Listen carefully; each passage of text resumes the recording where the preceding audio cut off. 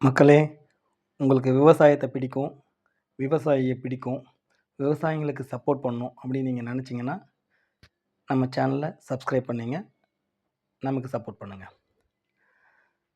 நம்ம இப்ப பார்த்துட்டு இருக்கிறது ஆர்.என்.ஆர் அப்படின்னு சொல்ற ஒரு நெல் ரகம். சன்னமான நெல் ரகம் அது. நெறைய இப்போ சுகர் பேஷண்ட் வந்து இத விரும்பி சாப்பிடுறாங்க. இந்த நெல் ரகம் தான் அது. போன முறை நான் இந்த நெல் ரகத்த வச்சுட்டுருந்தேன்.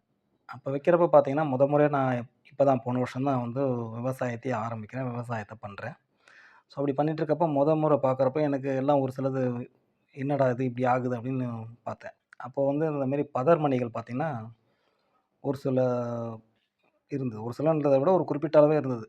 அது எப்படி வந்தது? என்ன அப்படின்னு நான் ஆராய்ஞ்சு பார்க்கலான்ட்டுன்னு ஒரு 4, 5 பதர் மணிகள பறிச்சு எடுத்துட்டு வந்து, அத மொத்தமா ஒண்ணு ஒண்ணா ஒரு நூலா பிரிச்சு எடுத்து பார்க்குறப்போ, நமக்கு அதில என்ன தெரிஞ்சது அப்படின்னா, அது உள்ள வந்து கரெக்ட்டா ஒரு புழு. அந்த குருத்து வந்து உருவாகுற அந்த இடத்துல வந்து, அந்த ஒரு புழு இருந்தத வந்து நான் பார்த்தேன்.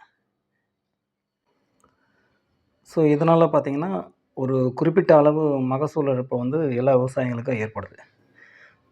இந்த புழு எப்படி வந்திருக்கும் அப்படின்னு நான் ஆராய்ஞ்சு யோசிச்சு பார்க்குறப்போ, எனக்கு எப்படி தோணுச்சுன்னா, இந்த கதிர் உருட்டு பருவத்தில அந்த கடைசி இலை வருது இல்லையா? அந்த கடைசி இலை மேல வந்து அந்த பூச்சிங்க வந்து முட்டையிட்டு வைக்கும். ஸோ, அந்த பூச்சி முட்டையிட்டு அது வளர்ற ஸ்டேஜ் பார்த்தீங்கன்னா, ஒரு ஒரு 10, 15 நாள் ஆகும். அதே டைம்ல தான் அந்த கதிர் உருட்டு வந்து அந்த கதிர் வந்து வெளிய வரதுக்கு டைம் எடுக்கும். இந்த 1 வாரம் 10 நாள்ல அது பார்த்தீங்கன்னா, இதுவும் அதுவும் ஒரே டைம் வளர்ந்து மேல வருது. ஸோ, இந்த பூச்சிங்க அப்படியே அதுக்கேத்த மாரி நேரா உள்ள போய் உட்காந்துக்கிட்டு, அது என்ன பண்ணுதுன்னா, அந்த கதிர வந்து கடிச்சு இந்த மாரி பண்ணிடுது. இதனால தான் வந்து இந்த நெல்மணிகள்லாம் வந்து பதறாததுக்கு காரணம் அப்படின்றத நான் கண்டுபிடிச்சேன். ஸோ, இதுக்கு என்ன பண்ணலாம் அப்படின்னு யோசிச்சுட்டு இருக்கப்போ எனக்கு ஒண்ணும் புரியல. அப்புறமா தான் யோசிச்சேன். இப்போ வந்து காலம் கடந்து போச்சு. அதாவது இதுக்கப்புறம் ஒண்ணும் பண்ண முடியாது. இனி அடுத்த முறை வரப்போ வந்து அதுக்கேத்த மாரி நம்ம நடவடிக்கை எடுக்கணுன்றது அப்புறம் நெனச்சேன். ஸோ அந்த டைம்ல வந்து மத்தவங்கள கேட்டு பார்த்தேன். அக்கம் பக்கத்துல ஒரு சிலர்கிட்ட கேட்கிறப்போ அவங்க என்ன சொன்னாங்கன்னா, "பதர்லாம் வரதான்பா செய்யும். அது ஓரளவுக்கு வரதான் செய்யும். அதெல்லாம் ஒண்ணும் பண்ண முடியாது. அது ஏன் வருது? எதனால வருதுன்னு கூட ஒரு சிலருக்கு தெரியல. நான் கேட்டவங்களுக்கு தெரியல. அப்புறம் இப்படிதான்பா இருக்கும். அது வரதான் செய்யும்" அப்படின்ட்டு சொல்லிட்டாங்க.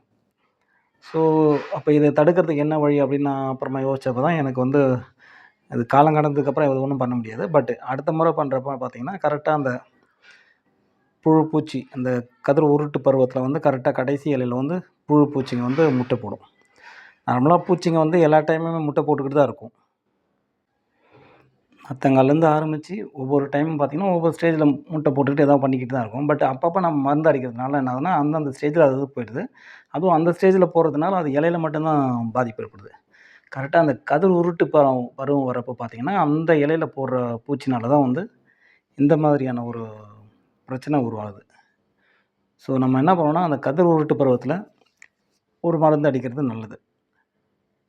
ஒரு மருந்து அடிக்கும் நம்ம இயற்கை விவசாயம் தான் விரும்புற ஆளு. அதனால அந்த டைம்ல பார்த்தீங்கன்னா, ஒரு வேப்ப எண்ணெய் கரைசலோ, இல்ல சூடோமோனாஸ் அந்த மாரி ஏதோ ஒண்ணு கண்டிப்பா அடிச்சோம்னா, இந்த மாரி பதர்கள் உருவாகுறத வந்து நம்ம கண்டிப்பா தடுக்க முடியும். இந்த விஷயம் உங்களுக்கு சரின்னு தோணுச்சுன்னா, இல்ல பிடிச்சிருக்கு அப்படின்னா வந்து நம்ம வீடியோவ லைக் பண்ணிக்கங்க. அதே மாதிரி இந்த விஷயம் விவசாயம் பண்றவங்க நண்பர்கள் யாருக்காதும் உபயோகமா இருக்கும் அப்படின்னு நினச்சீங்கன்னா, இந்த வீடியோவ அவங்களுக்கு ஷேர் பண்ணிக்கங்க.